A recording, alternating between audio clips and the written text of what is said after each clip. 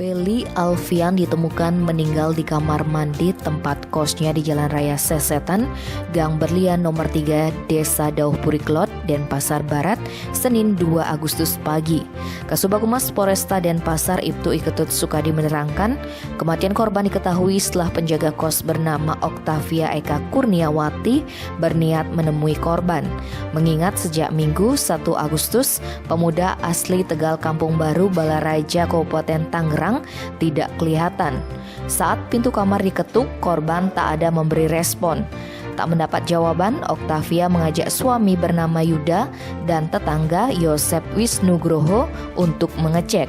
Mengingat lampu kamar korban dalam keadaan mati, mereka menggunakan flash HP sambil merekam. Naas, Welly ditemukan dalam keadaan terlentang, setengah duduk mengganjal pintu. Anehnya di dekat korban terlihat ada bercak seperti darah dan obat-obatan.